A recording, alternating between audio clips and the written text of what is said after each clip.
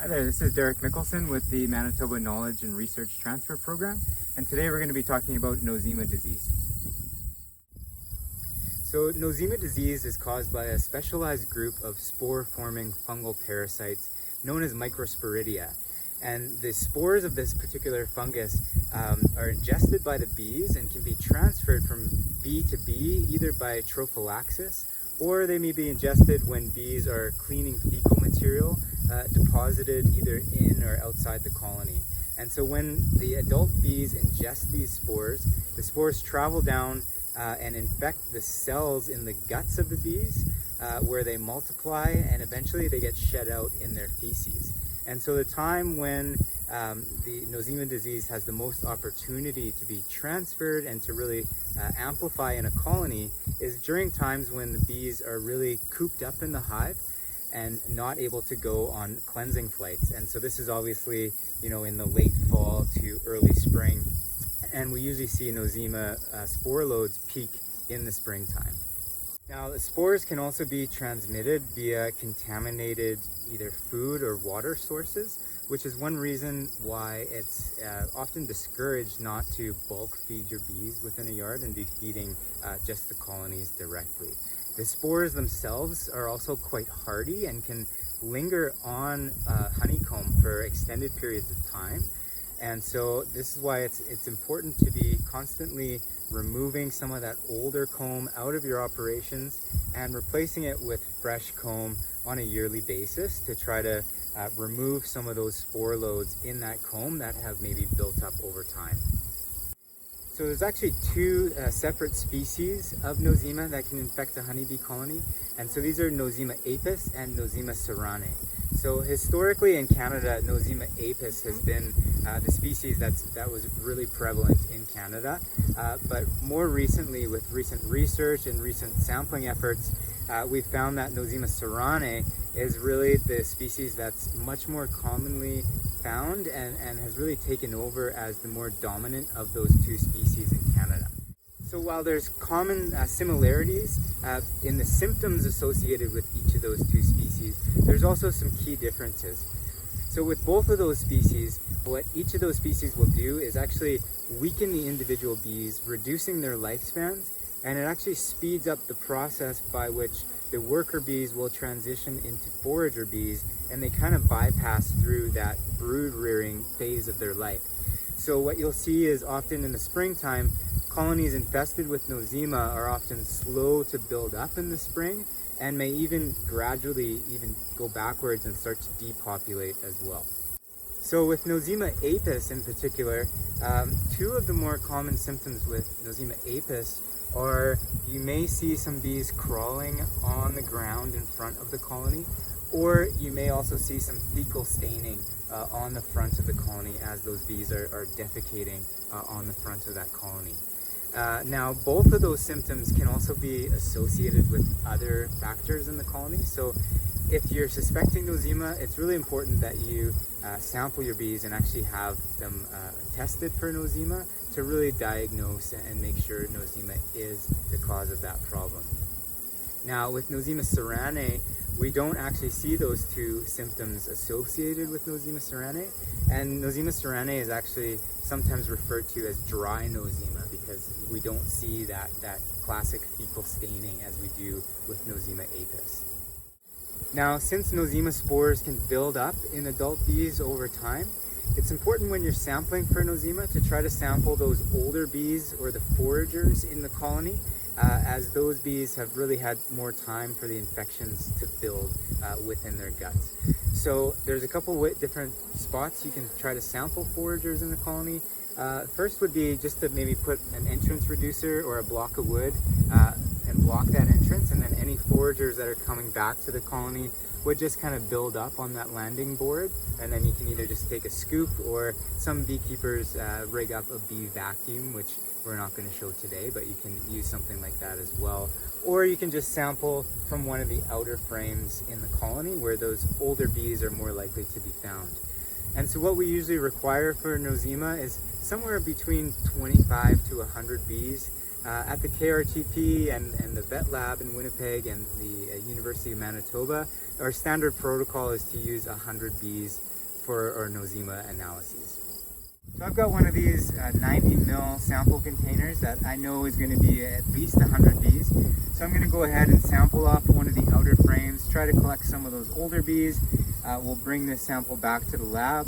We'll count out exactly 100 bees to use for our analysis, and then we'll show you how to diagnose Nosema spores under a microscope.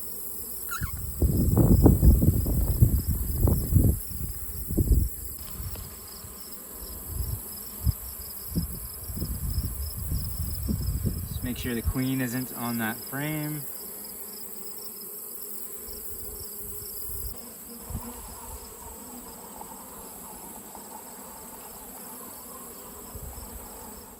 Okay, so we're back in the lab. We have our sample of bees that we collected out in the field, and now we're just going to show you how to prepare a sample, the equipment that you need, and how to identify Nosema spores under the microscope and how to get your Nosema counts. So first off, what you need is a compound microscope capable of going up to 400 times magnification, and that's the magnification that you need to be able to see Nosema spores. What we also need is a mortar and pestle, and we're going to be using the mortar and pestle to ground up our sample of bees, releasing those gut contents from the bees, and to be able to make up our slide. What we also need is a syringe or something that's capable of measuring out milliliters. We need an eyedropper to take one drop of our slurry and be able to prepare our slide. We need a large amount of water. And we also need a specialized slide that's called a hemocytometer, as well as a cover slip. And what a hemocytometer is, it's typically used for counting blood cells. In this case, we're going to be using it to count Nosema spores. But what you can see on a Nosema slide, if you look very closely, and we'll show you under the microscope, but there's basically this tiny little grid on the slide itself. There's actually two grids, one on either end of the hemocytometer, and we're going to be using that grid to count the Nosema spores and then be able to apply a formula to calculate out how many spores per bee are in our sample. What we also use here in the lab is a metal sieve, and we use this to after we've ground up our sample of bees and have our slurry, we use that to filter out our slurry, just to filter out some of those larger bee parts. If you're doing this at home, if you're just a beekeeper doing this at home, you can use something like straining cloth to strain out those larger bits, and those small Nosema spores will pass through. Okay, so now that we've talked about the equipment that you need, we're going to show you how to actually prepare a slide. So first off, we'll take our sample of bees. Now, we have pre-counted out 100 bees here, and 100 bees is what we typically use in the lab for diagnosing Nosema.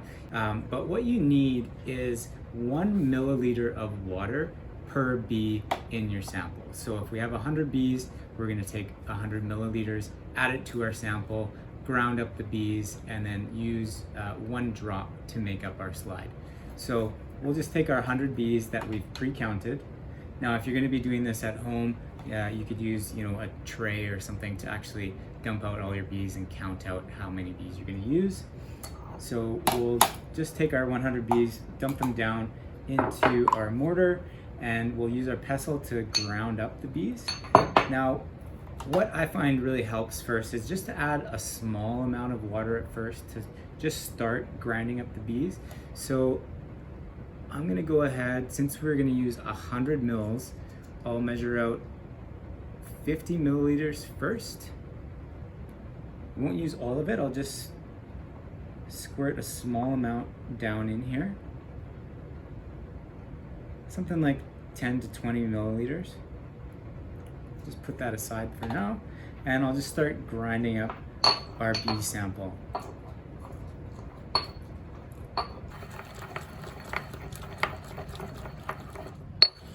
So you want to grind up all of those abdomens in particular.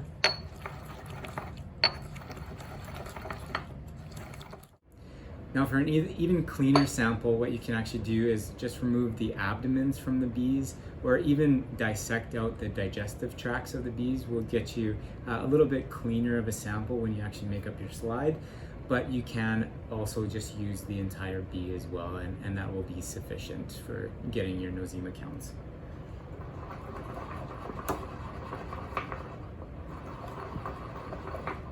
So after those abdomens are all ground up, I would then add the remaining 30 milliliters in this case from the first 50. I'll rinse off the pestle here and get that remaining 30 milliliters in there. And then because I used 100 bees, I'll add another 50 milliliters.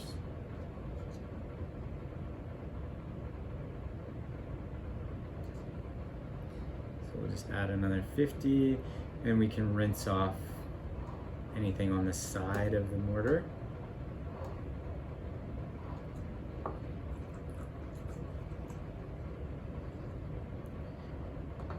So now we have a slurry of 100 bees and 100 milliliters of water.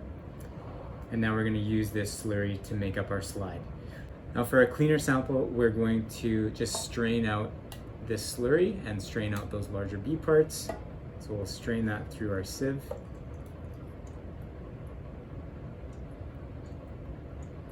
Put that aside, and we'll let this drain for a couple seconds. What we use here is just a piece of plastic just to push that liquid down a little quicker.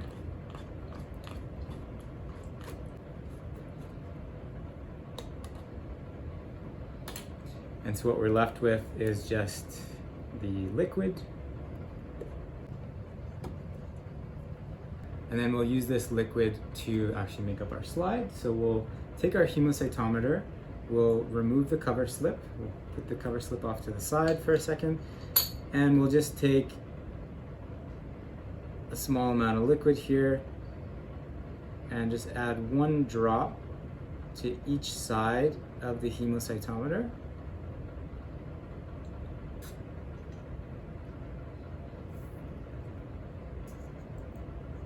And then we'll put our cover slip on top of the liquid. So the cover slip acts just to spread out that slurry nice and evenly over that grid on the hemocytometer to then get our counts.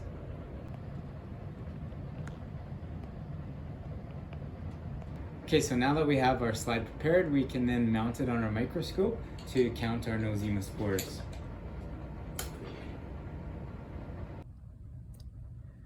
Okay, so starting off on the lowest magnification, what you want to do is find one of the counting grids on the hemocytometer and bring it into focus. So you'll notice that the grid consists of 25 large squares, each of which is further divided into 16 large squares. So what you want to do is count the number of Nosema spores that you see in 5 of the large squares in each of the 2 counting grids on either side of the hemocytometer. A good option is to count the spores in the top left, top right, bottom left, bottom right, as well as the square in the middle. So to actually see the Nosema spores, you would use the 400 times magnification setting on your microscope. And so here's what one of those large squares from our sample looks like. The Nosema spores are oval shaped and usually pretty darkly outlined.